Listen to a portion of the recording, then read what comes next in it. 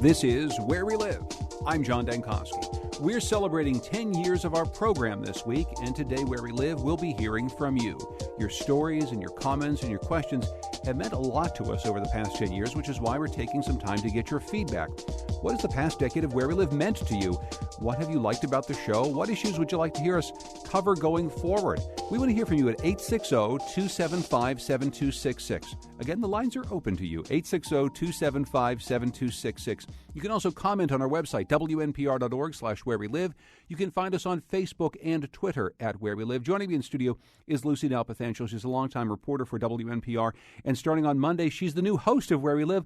Lucy, welcome back to the show, and I'm so glad that you're going to be taking over on Monday. Thank you, John. I want to say before we get into hearing from our listeners, John and his team, Katie, Lydia, Kyone, Tucker, others in the newsroom have really built a remarkable show to talk about Connecticut in a really thoughtful way. And I know it's not been an easy task over the last 10 years, but it's a show that's become important to so many of our listeners. And I know that I'm really honored to fill your chair, John, and I'm really looking forward to taking on the show starting Monday, May 16th. And I just wanted to say, for those of you who don't work with John, I know that you've gotten to know him through the airwaves over the years, but he's really been an amazing mentor to so many of us, journalists that he has trained throughout his career, and not everyone in the business takes that time, but John has taken that time. So I wanted to say thank you for this amazing opportunity. Thank you, Lucy. Thank you very much for saying that. And over the course of this hour, we're going to get a chance to know Lucy a little bit as a host. And I want to tell you folks who don't exactly understand what's happening with me, what I'm off to do. Over the course of the last couple of years, I've been working on a project with NPR called the Collaborative Coverage Project. And the idea of the Collaborative Coverage Project is, how can we get stations working better together? How can we get stations across America working better with NPR? I mean, NPR, Lucy, as you know, is a kind of a remarkable thing. It's not like a traditional news network, right? It's not like NBC, where they've got reporters in Washington or New York, and then some spread out all over the world, and then they just do news and they distribute it out. NPR has that, but then they also have like 1,500 journalists across the country who are telling stories about what's happening in West Virginia and Washington State and in Florida and Texas and Connecticut. And so what we're trying to do with some of these projects is tie the country together and just make a stronger reporting network for all of America. So I've been involved in that in a while, and then a really great opportunity came forward because of the Corporation for Public Broadcasting. They're starting these regional journalism collaboratives, and we decided to put one together for the New England region. So my job is going to be as the executive editor of this New England News Collaborative. We're tying together 8 stations across New England, and we're going to be telling stories about this changing place. I mean, New England is a fast-changing place. We've told a lot of those stories on Where We Live, but it's also a very old place. I mean, I think, as you'll find out, Lucy, one of the recurring themes of our show is there's 169 little towns, right, with their own governments and their own borders and their own ways of doing things. And so it's both remarkable and it's long-lasting, and it's given us a lot of good things. But because of this, we don't necessarily work together across town borders and certainly across state borders as much as we could. So my job is going to be trying to figure out how to tell those stories about cooperation in places where we could cooperate. And then we're going to make a new weekly show out of it that's going to launch sometime this summer that I'll be excited to tell you a little bit more about. But I think that piece of it is going to be one of the things I'm going to be looking forward to you telling more stories about, Lucy, is how we work together as a state and as a region as we have all these sort of rules that divide us. And we'll be checking in with John and the New England team that you are going to be building throughout the next months and the year about what are some of the similarities, whether it's a challenge at infrastructure or how the populations are changing, the economy collapsing in certain parts and bringing on new economies. So I think that's going to be a really exciting time to learn more about our region and then maybe take some lessons from each other. We're talking today with Lucy Nalpathanchil. She's the new host of Where We Live starting on Monday, and we're going to get to some of your phone calls in just a moment at 860-275-7266. Again, it's 860-275-7266. What we want to do today is give you an opportunity to tell us a little bit about what you've liked about Where We Live over the course of the last 10 years and what you'd like to hear us do more about, because I think often, Lucy, we do reach out to our listeners, and we do it on social media more than we did 10 years ago, and we've always done it on the phone, but there's a lot of great ideas out there, and I think this notion of turning to our listeners and saying, what would you like us to cover, what stories would you like us to tell, is a hallmark of real great interactive radio. That's right. We know Where We Live has always been a show about sense of place and the issues facing our state. And one thing that I want to do as host is to bring in more of these people stories, who we are in Connecticut. We're going to have smart conversations with not just elected officials and the policy experts, but people in these communities that are doing remarkable things. And also, we're going to check in. Like today, we know that the legislature is voting on this budget deal. So often we hear about the details of these budgets at the last minute, and there are drastic consequences to communities around our state. So we're going to check in once that budget deal has been finalized to find out, what does this mean to people in Winsted or Middletown, to the Quiet Corner or to Litchfield County. I mean, what's happening here in Connecticut? And we want to hear more from our listeners about what are the issues that you want to hear us explore. Now, over the course of the last couple of days, we've put out some requests to folks to give us ideas. Quinn Trong wrote us on Facebook, and you can, if you'd like to share some of your ideas on Facebook, it's at Where We Live, also on Twitter at Where We Live, and at 860-275-7266. Quinn says, I want to hear about the exploding numbers of Asian Americans and the paucity of Asian representation in the Connecticut legislature and in our media. This is something you want to take on real soon, Lucy. That's right. We were actually already in process. I was looking at and thinking about, I've been working in public media for 17 years. I mean, I've worked primarily as a reporter. I've covered lots of different beats, including immigration. And one of the shows that we had in process was let's talk about the people in our communities, how our population is changing, who are the Asian Americans in our communities. I'm a child of immigrants. My parents came from India. I was born and raised in Pennsylvania. And so some of the experiences that I'm hearing from Asian Americans in Connecticut, I've experienced. And so we're going to have a really honest discussion about that on Tuesday's show. And so I thought it was great that Quinn had chimed in on Facebook, and we're actually going to have her on the show on Tuesday. One of the things we're actually going to be covering a lot in this New England News Collaborative is that change in so many immigrants coming to our region. In many ways, New England has been defined for years as a land of steady habits, not just in Connecticut, but all across the region. But over the course of the last few decades, there's been an enormous influx of people coming from all over the world, and it truly has done a few things. It's changed the way people live, and it's changed neighborhoods, certainly.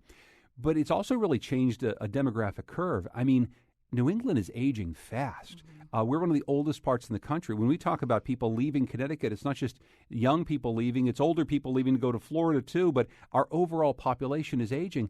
But if not for immigrants coming in, immigrant populations are younger, and that's what's really floating our economy. And I don't think people give that enough attention right now, Lucy. The notion is that if we didn't have immigrants coming to New England and to Connecticut specifically, we'd really be in big trouble. And so we need to take a look at what these communities are bringing and who they are. And when we look at Connecticut in the past decade, Asian Americans, there have been an increase of 65% in the last decade. Do people know that?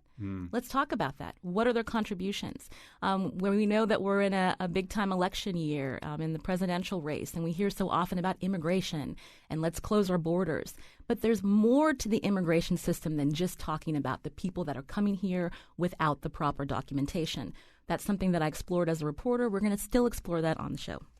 We're going to take some of your phone calls now at 860-275-7266 as we get ideas for the next 10 years of Where We Live as we celebrate the first 10 years today. I'm here with Lucy Nalpathanchil. Muriel is calling from Middletown, Lucy's hometown. Hi, Muriel. Go ahead. You're on Where We Live. Oh, hi. I've been wanting to hear a discussion of geothermal heating as one of the mixes in the energies, solar and wind and whatever.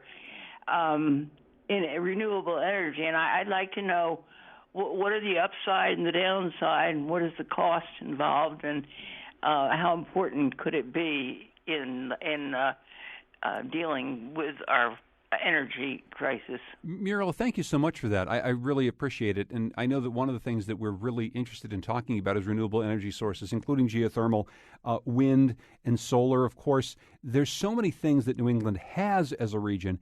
natural resources in terms of the ability to generate a lot of electricity, a lot of power, is not necessarily one of them. We're not the best place for solar. We're not necessarily, except for some parts of New England, the best place for wind. Geothermal is there as well, but I think an exploration, Lucy, over the course of years of how we are going to use these resources as Connecticut and the rest of our region continues to rely a lot on fossil fuels like natural gas coming from the fracked areas where we grew up in Pennsylvania. That's going to be a really interesting story for us to cover. You know, we've heard on the show over the years, reporters here at WNPR, Patrick Scahill is our science and environment reporter. I mean, again, these are issues that we're interested in. We want to explore them. And part of that is bringing our reporters here at WNPR who are doing the reporting to talk about the stories that can then encourage more conversation around a particular issue. So I know we can definitely check in on geothermal heating. We heard from Jennifer Just on Facebook. I'd love to hear about small businesses that are doing well and about the people behind them, including quirky or cutting-edge ones. I know that we've gotten a chance to talk to so many people over the years who are doing really interesting small business startups. There's a lot of entrepreneurship in our area, but I think looking into the ways in which we can do this and not just talking about, how hard it is to start a small business in Connecticut, because it is hard. I will say, my wife and I started up a small business for her just in the last year, and there are an awful lot of obstacles, even if you're not going to make a whole lot of money at it. But there are a lot of great success stories as well, and I think we find them. You found them as a reporter over the years, too. Especially among the veteran population here in Connecticut, and how so many of them come back from their service and they go back and get their degrees, and then they look at their skill sets, and they may have trouble finding jobs, traditional civilian jobs, but so many entrepreneurs here in Connecticut are veterans starting their own businesses. They found a new way to restart their careers, and that's something that we need to hear more about. We heard from Fausto Para. I would like to recommend topics for shows about new generation veterans and their lack of involvement in veterans organizations, talking about the concern it raises as the old generation are aging, but no one's filling their leadership positions in these communities. You mentioned veterans. I wanted to mention Fausto's note. You've been covering veterans issues for years, Lucy. Mm-hmm. It started when you went to kind of a boot camp, a training camp for reporters to cover military issues. Can you just tell that story real quickly? Because you have done a lot of great reporting on veterans since then. After the drawdown in Iraq, we were talking, you and I, about, what are some of the stories we're not telling on our air. And one of them was the people that have been returning from these wars. And so, obviously I have no military experience. I've been a reporter in public broadcasting. And I'm like, well, what's a good way to learn? And so I found this great opportunity through the U.S. Army and the Kansas Journalism School out there, where they actually bring in journalists to Fort Leavenworth and Fort Leonard Woods in Missouri to learn about the military. And so it was an eye-opening experience. I spent a week there, and it really helped me understand the service and how to reach out to people here in Connecticut who have served. And I think one thing that we have told in the past and that we'll continue to tell is, Connecticut's a unique place. We do have, of course, the submarine base. We've got the Coast Guard Academy, and we have pockets of military population.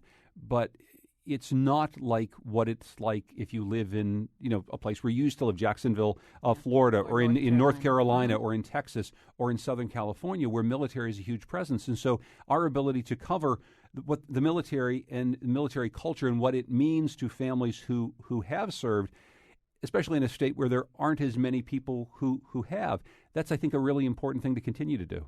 Yeah, definitely. And what I found in my reporting through the years is because Connecticut is a small state, there is a robust support network for many veterans. And a lot of these veterans, whether they served in the Navy, the Army, whether they were a Marine, they've all found each other through some of these organizations that Fausto has mentioned. But he is right.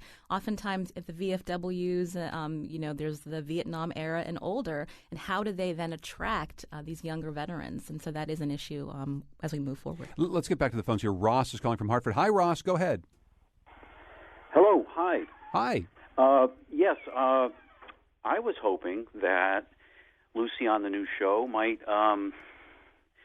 bring in some state employees to talk about what it's like to be a state employee. I have to say, I'm a state employee. I'm home today.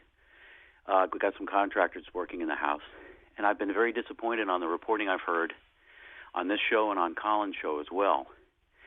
I actually had to check the dial a couple of times to make sure that I wasn't listening to Fox News. Yeah, and Ross, be specific about that. What do you mean? Well, just the other day you said out of control. Used the phrase, I believe, out of control state spending, it was the uncontrolled growth of state government, and the number of state employees in the state of Connecticut has been shrinking ever since the Weicker administration. There's only been a few agencies like the prisons that have actually increased in size. The spending increases, which you should know, that have occurred have been the result of unavoidable fixed costs like health care. Yeah. And, just the other issues about pay parity and benefit parity and where that all came from, why it is that state employees have the benefits they do. There are specific reasons for that historically. And I just think you're not reporting the story correctly. Well, I will say I appreciate your call very much, Ross, and as we have consistently over the course of 10 years, we'll keep putting voices like yours on the air, and we'll keep bringing in state employees and state employee union representatives, and I think that it's an important issue, Lucy, as we talk about the size of state government, how we pay for everything that we have. I think we want to hear all these voices. I hope, Ross, you listen on Monday. One of the segments that we're doing a check-in with two longtime state employees who have been recently laid off because we hear so often from the governor and the legislature that these are cuts that need to happen, but we haven't been hearing from workers like yourself. I mean, it sounds like you're still working for the state of Connecticut. These two individuals that we've lined up for Monday are no longer working for the state. And so we're going to hear their personal stories, the work that they've done, and get their insight on, as people working for the state of Connecticut, what changes they think need to happen, because we do have these looming budget deficits in the out years. I want to hear from Chris in West Hartford. Hi there, Chris. Hey, guys. First time in a long time. You guys are great, and I've been listening from the start and have just loved this show and loved the work you've done, John, and Lucy and the whole team. And I'm looking forward to many more great things. I wanted to ask you for a specific story, which is the newly reported information with greater detail about how hard it is for people like myself who carry a little extra weight around, if you lose some, to keep it off.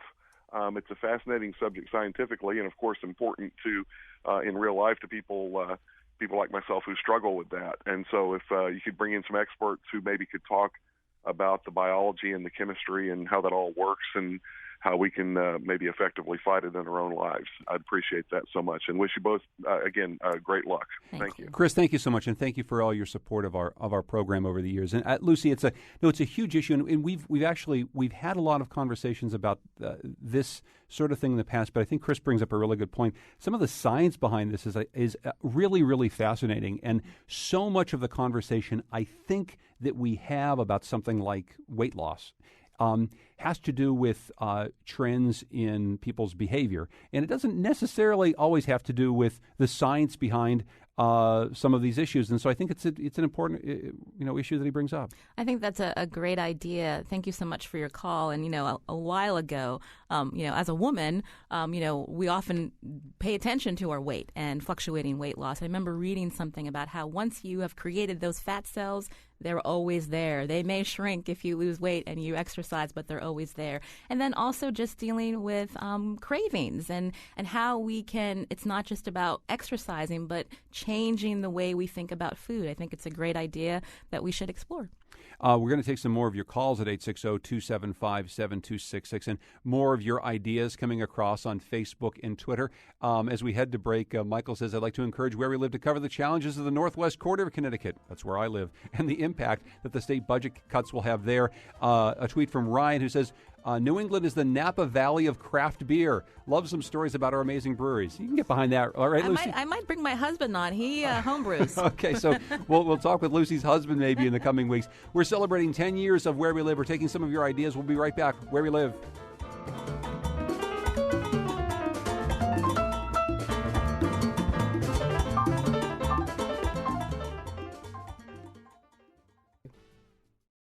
This is Where We Live. I'm John Dankosky. Today on the program, Lucy Nalpathanchil joins me. On Monday, she's taking over as the host of Where We Live, and we're celebrating 10 years of the show. Just coincidentally, we've reached our 10-year anniversary. I'm going to be moving on to do some other things here at WNPR, and Lucy is going to be the great new host of a program that I have enjoyed hosting so much. And so we're taking some of your phone calls and some of your thoughts on Facebook and Twitter at Where We Live. You can call us at 860-275-7266. We're trying to get some of your ideas about what we should be doing next, stories that are really interesting. So let's go to Tevin, I believe it is, in Hartford. Hi there, you're on Where We Live. Hi, thanks, John, and thanks, Lucy, so much for your work. I, first of all, grew up in a part of the country that did not have this kind of local programming on public radio, and so it has enriched my life since I've been in Connecticut. And my question for a topic is if you could explore the question of waste in our healthcare system as we look at the growing budget deficit and long-term obligations of the state, but then also for private employers. It seems to me that this is an area that we should return to after the debate around Obamacare has now, I think, settled somewhat, and look at what we can be doing to reduce the amount of waste that there is in spending. As most academics find, there's a tremendous amount in how much money we put toward our healthcare system. It's a really good idea, and thank you so much for that. You know, so many of the stories that we've told over the years, Lucy, about the healthcare system have to do with really remarkable kind of aha moments when you see how much waste there is in the system, as Tevin explains, but also the raw costs behind things, the inability for people to know what is on their hospital bill and why you might go to a hospital one day and have a bill that says some procedure costs this amount, and somebody else would go back the next day and it would cost them something entirely different. That's a big piece of, I think, what we've covered over the years and the rising cost of healthcare. Look, Ross, our caller before, who was talking about, he wants more fair coverage of state employees. Well, he said it right. The biggest cost to the state is healthcare, not just of state employees, but just in general. We got to figure out why we're spending so much money and how we can spend less. What's great about having this local show is, again, we can have on our reporters who are doing the reporting in our communities, including Jeff Cohen, who's been focused so much the last several years with this partnership with NPR and the Kaiser Foundation on looking at how the Affordable Care Act has has impacted our communities. And so this is another great topic where we can explore and talk about it in a thoughtful way. I do want to say we've gotten a couple nice tweets and other comments from people that sort of echo what Tevin was saying about growing up in a place without a program like this. Rich said, the show began as I was moving to Connecticut, not knowing anyone. It was the number one way I started to learn about the region. Happy 10th, Where We Live. Thank you so much for that. I also heard from Heather here, who tweeted at us, you helped me transition to Connecticut from Springfield, Massachusetts, and made it less intimidating. It was like welcome home. I've said this story on the air before. You remember our former colleague, Anna Sale, who now hosts a really great podcast called Death, Sex, and Money out of WNYC. When she left here and she moved to the city, to New York, she was originally from West Virginia, and she'd lived in Connecticut for a while, and she felt like, I didn't know anybody, and I'm living in Brooklyn, and I'm working in Manhattan, and I didn't know anybody. And she turned on the Brian Lehrer show on her station, WNYC, and she felt at home. She felt like this show was about what it meant to be a New Yorker, even if you came from someplace else. And it's sort of always been my hope with Where We Live, is that people would turn to it and say, okay, I get it. I'm now part of a community here. I can call them up, 860-275-7266, and I can give some ideas, and I can share with other people, some of whom are coming from the outside and some of whom have been here their whole lives. That's right. When I moved here to Connecticut in 2006, learning about Connecticut and all of the 169 towns and cities and villages and hamlets, it's important to have a show where you can talk about the news happening, the issues happening. And so often in public media, public radio, there aren't talk shows where listeners have that opportunity. It's the traditional news magazine show where you're listening to nice stories, produced stories, headlines, but you don't have that interaction. And that's what's so valuable about Where We Live. I wanted to actually address very, very quickly a caller who we couldn't get to named Priya, who was asking about NPR, WNPR, the Corporation for Public Broadcasting, and how this all works. Just very quickly, and I'm going to sound like it's the middle of one of our fundraisers, but the way it works is that NPR is a network that is basically funded by member stations. We pay dues to NPR for the great programming that they create. Now, there's money that goes from the Corporation for Public Broadcasting, some of it directly to NPR, some of it to stations like ours, but it's a very small fraction of all of our overall budgets. Most of the money that comes to NPR comes from stations like ours. We ask you for money, and then we send it along to NPR. And part of my new job is to figure out, okay, how can we get NPR reporters and WNPR reporters and reporters from the stations around New England to just work better together so that we're making your dollars go further. I mean, to me, one of the big things, I'll get back to Ross, who called before, is that no matter what, whether or not we've got a state budget that's in crisis or a federal budget that's in crisis, or we've got to figure out how in a changing media landscape we're going to keep this great thing called public radio alive, we got to figure out a way when, Priya from Hartford sends in her $100 as a pledge, I got to make that go as far as possible and make it and turn it into the best possible radio experience and news experience for her so that she understands the world. That's what we're trying to do, hopefully, and that's a little bit about what we're trying to do here on Where We Live. So let's go to Stephen. Stephen is calling from Middletown. Hi, Stephen. Go ahead. Hi. You kind of touched on this already. What I'd like to see you continue to do and do more of is to use local examples to illustrate larger issues that are in the national news. So the big headlines we might see over defense budget cuts or you mentioned healthcare already, or environmental regulations. Some of those things seem completely mystifying, ununderstandable, distant.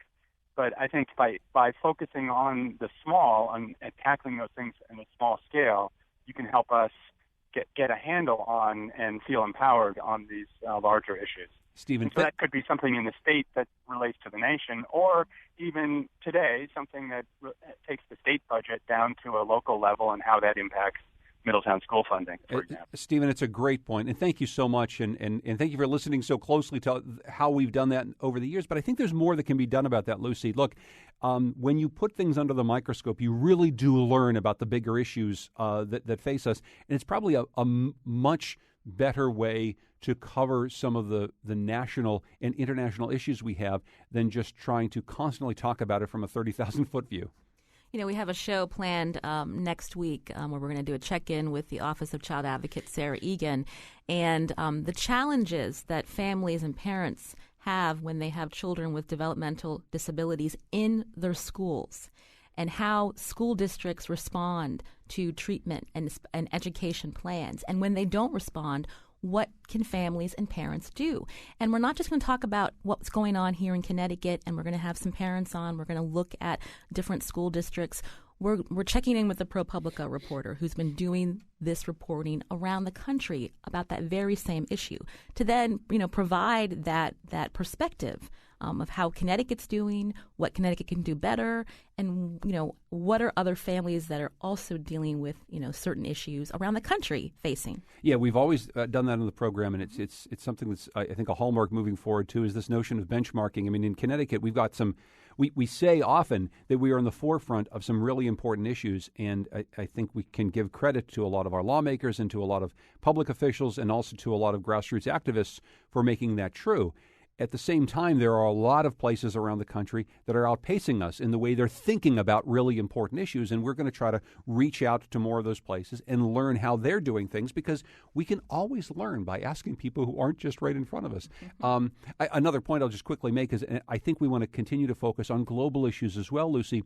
One of the things that you're fascinated by, that I am as well, is that not just do we have immigrants coming from all over the world here, but we have real international experts on global issues right in our backyard. And so to take advantage of that and talk to people on the ground here in Connecticut who really have a broad view of what's happening globally, that's an important thing, because our listeners, our smart listeners, the ones who are calling us today, they're not just interested in what's happening in their school board. They care about that, but they also care about what's happening in the Middle East and what's happening in South Asia and what's happening in South America, because that's part of their world too.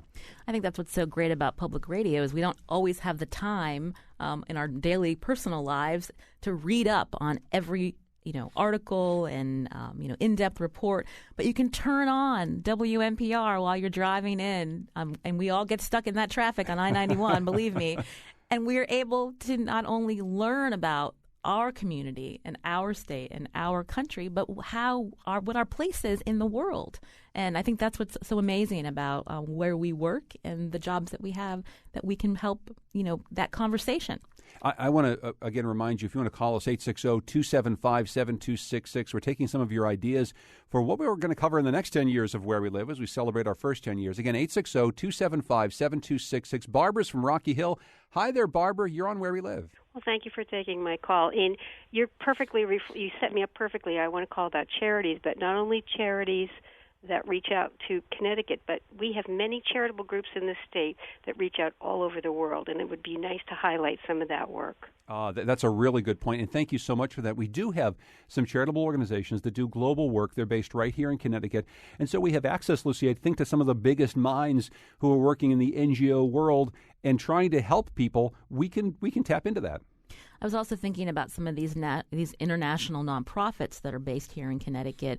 When we look at issues like trafficking of minors, there's a great organization in New Haven that's doing that work internationally. And so, just, again, not only learning about the issue at hand, but what's being done on a local scale, on a global scale to fight these problems. I mean, it's really interesting that a lot of this is happening here in Connecticut. Yeah, and also we don't just have global charities who are doing great philanthropic work. We have an awful lot, more than I could possibly count, of very committed small charities who are feeding people and clothing people and housing people. And we have been lucky, and I've been lucky to feature many of these folks on the air over the years and continue to talk to them in the coming years, Lucy, because some of this work really flies under the radar. The amount of work that goes into running a small shelter or running a small social service organization, it's remarkable. And it's, for these people, it's not about the money. It's literally about giving people something so that they can live. And I think the ability to highlight that work and show how that might point toward a better Connecticut is probably something that we want to do more of. Definitely. I want to take some more phone calls at 860-275-7266. Let's quickly get to Larry, who's in Hartford. Hey there, Larry. What's up? Hello. How are you? I'm doing well. What's on your mind, Larry? Well, I'd like to praise you personally, John, for mostly for the intelligence and the breadth of your interviews, including minority viewpoints, which, as you know, I represent to some extent in Hartford. But in all cases, you do a far better job than the major networks do, whether it be CNN or the major networks, in accepting the fact that there's a variety of opinion, much of which is quite valid and important in this whole debate. So, again, I thank you immensely, and I think your show has grown over the years, and I hope that Lucy continues in welcoming diverse viewpoints, including minority political parties, because the contribution made by that viewpoint. Larry, thank you so much, and thank you for all of your support of the program over the years. This idea of minority viewpoints, there's a lot of points to what Larry just said. There's minority viewpoints, and then there's also viewpoints from people who are not part of the majority population. We on Where We Live, I think we have tried over the years to do a really good job of representing those minority viewpoints. I think it's fair to say that no matter how you listen, what ears you listen with, you may well feel we don't do enough, that we don't talk to enough people who are Republican or liberal or black or white. I have heard everything, and I'm sure over the course of the next 10 years, Lucy, you will hear everything. I will just say what I think we're trying to do is present a series of diverse viewpoints and not tally it up and count it up, but say, who are we as a people? Mm-hmm. How can we hear from as many different voices as possible? And then when you think we don't do a good job, one of the nice things is I've got this phone number here, 860-275-7266. That number ain't going to change on Monday either. When you call us at 860-275-7266 and say, I don't think that you're doing enough on this, we'll say, yeah, come on and tell us about it. And that's one of the great things about live call-in radio. That's right. We're going to encourage people again. I know with social media, it feels like we're all a lot closer. We know so much about our personal lives just by going on Facebook. But, I can't stress it enough that, you can call in during the week. You can email me. I'm going to give my email out, lucy@WNPR.org. You can tweet us. You can go to our Facebook page. I mean, people here at WNPR are looking at that daily. We want to hear from you. Maybe on Monday we may not get to the views that you felt like should be raised, so let us know. And then take the step and, come on the show. We will reach out to you. We want to hear from you. Again, it's lucy@WNPR.org, so you don't have to worry about spelling Nalpathanchil. Lucy Nalpathanchil is here. She's the new host of Where We Live starting on Monday. I'm John Dankosky. And when we come back from our break, we'll take more of your phone calls at 860-275-7266. Maybe talk about some more of the ideas Lucy's got brewing with our team coming up. And we'll hear more from you Where We Live.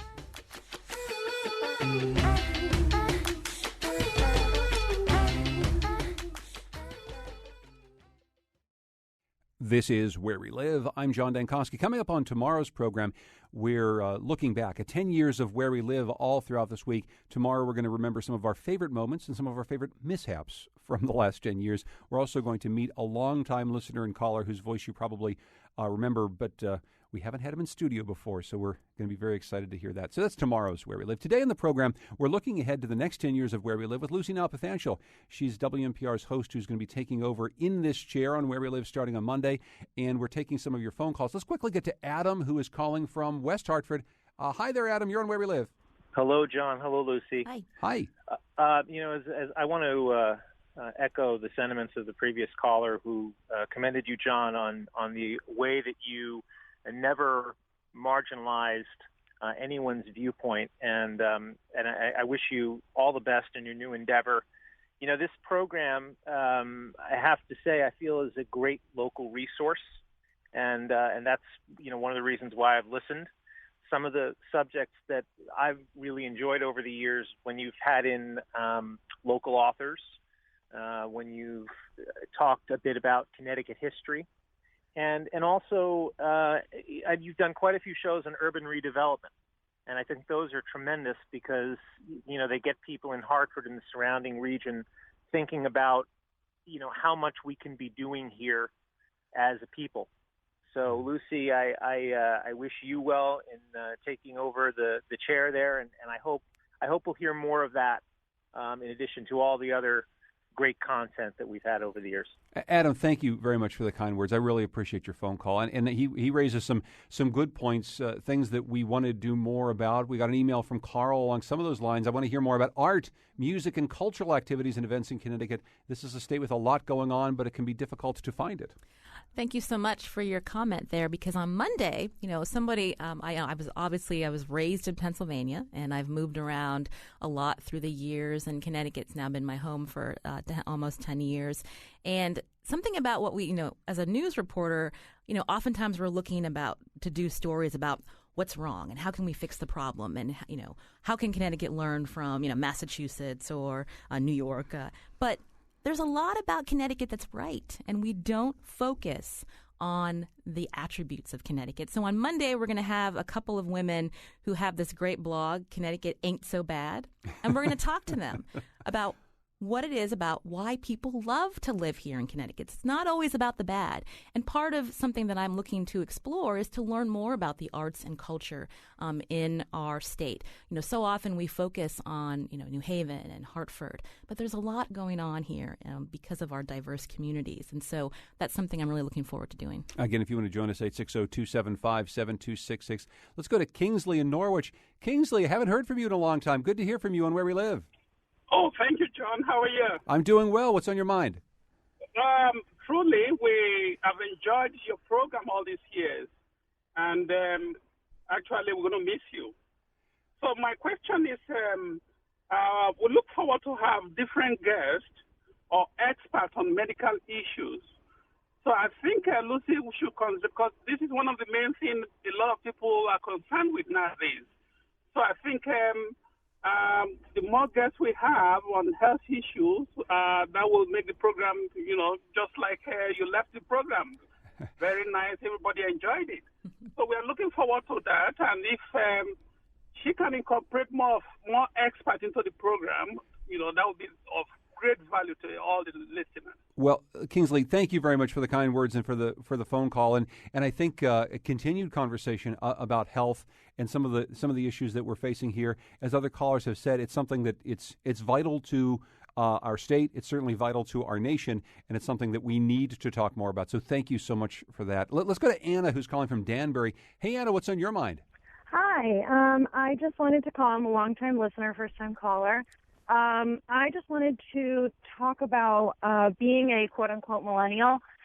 You hear a lot about people all around the United States, how people are in debt at my age, how people have gone to school for different things, but they're working in other places. I'd like to hear more about how it's affecting people in Connecticut. So I was talking to someone on the phone, and I drive over an hour for a job that, doesn't pay as well. I have a master's degree and everything, and I know that's the sentiment of a lot of people that I'm friends with, a lot of my friends who are in their 30s and late 20s, and I'd love to hear more about people's experiences, what they've done to either get a great job or even what they've done to, just hear different stories, I guess, from people my age. Because I know there's a lot of listeners out there that are my age that listen to NPR. And Anna, can I ask you, first of all, thank you for that. Can I ask you a quick question? Sure. Do you think that millennials get a bad rap? Yes, that's why I said quote-unquote millennials, because I think they do get a bad rap, and we're kind of the generation, I guess, that everybody says saw things happening in the technology.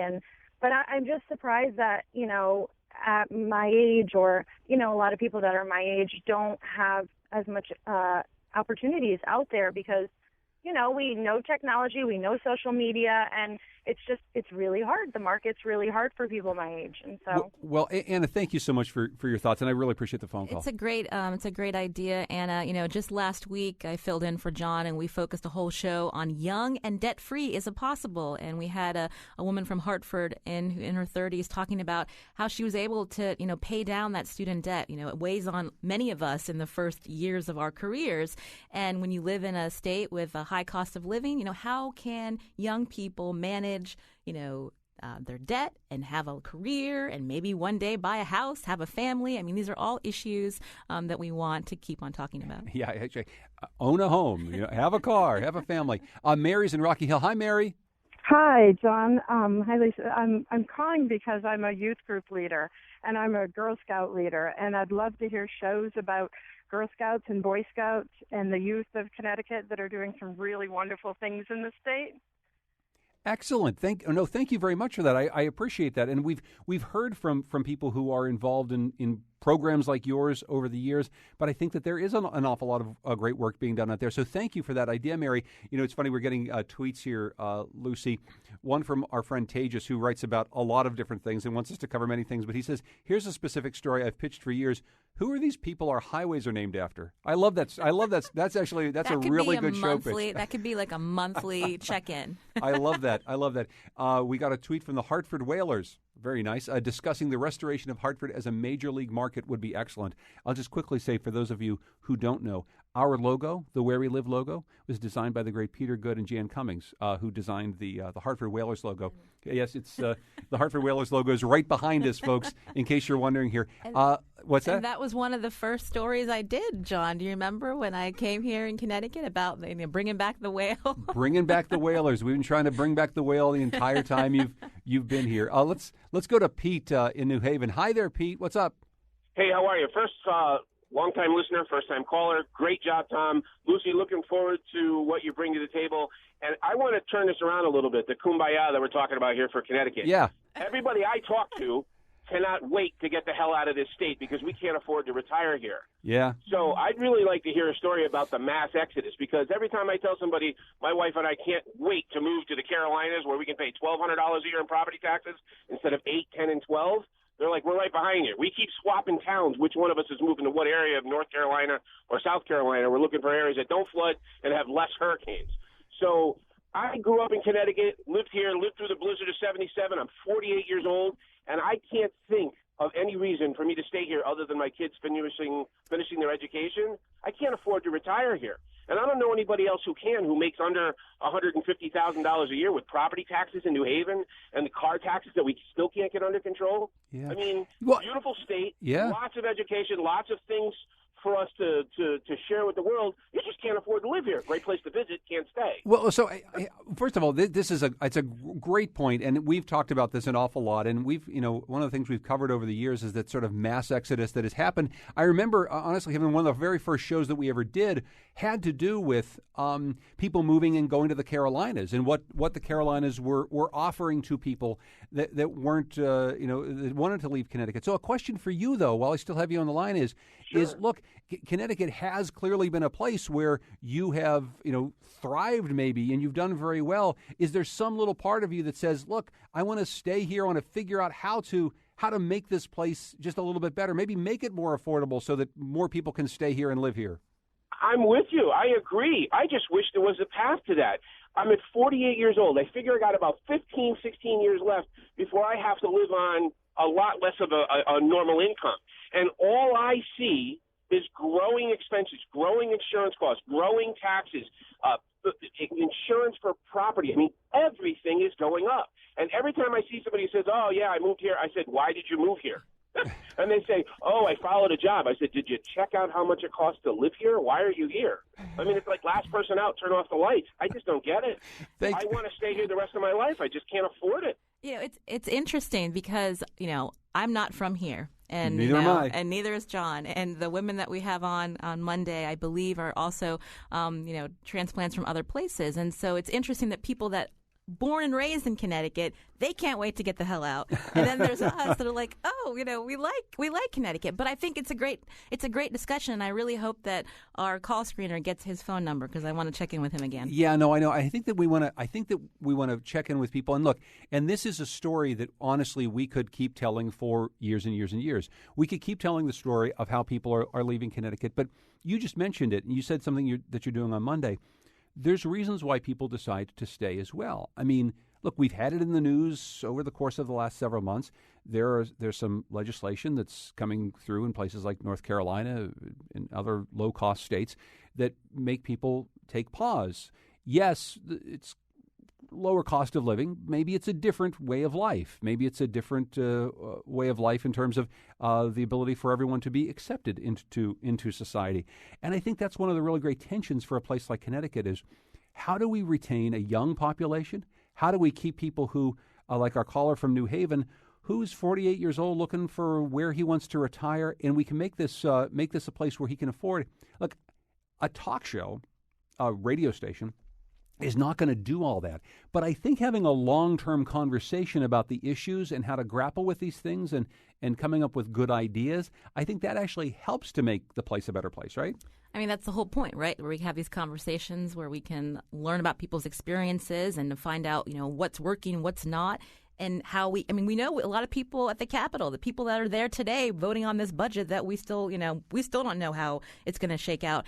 And they're the ones listening too. And they're the ones that come in. And so the residents, the listeners have that chance to ask those questions, challenge the policymakers. Why do we do the things we do the way we do? Well, one of the reasons you guys are going to like Lucy is because she gets the same look on her face when she gets all fired up that I do when we start talking about things that don't make sense in the state. Let's go quickly to Sue in Norwich. Sue, you're the last word on today's show. What's on your mind? I'm a Connecticut native, but I've lived out of the state for a number of years, and I just retired and moved back to Connecticut.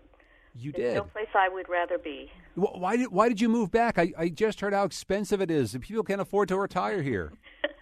It depends on what. I guess it depends on what you think is a reasonable standard of living.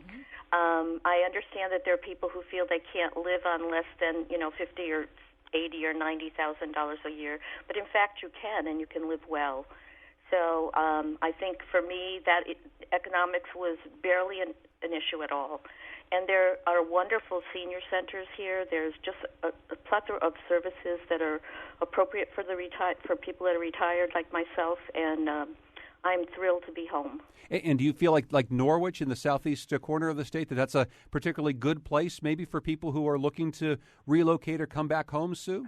Well, I can't really compare. I did live in the New Haven, Hamden area for 12 years, and I'm certainly happier here, but this is home for me. I grew up in this part of the state. Sue, thank you so much for your phone call. I appreciate it. And well, I'll tell you what, keep the ideas coming. It's Where We Live on both Facebook and Twitter, and you'll also go to WNPR.org/Where We Live. What else is coming up here, Lucy? You got a lot of things happening. Well, we've got a lot of different discussions, and I think I mentioned some of them. I'm talking about Asian Americans in Connecticut, talking about why people stay.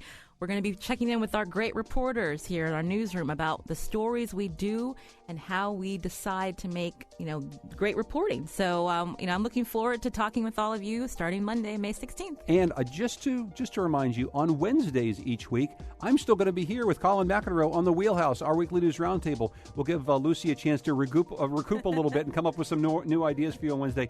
Lucy, thank you so much for joining me today. John. I cannot wait to hear the brand new program starting on Monday. Our program produced by Lydia Brown and Tucker Ives. Kion Wolf is our technical producer. Heather Brandon's our digital editor. The executive producer of Where We Live is Katie Tolarski. I'm John Dankosky. This is Where We Live.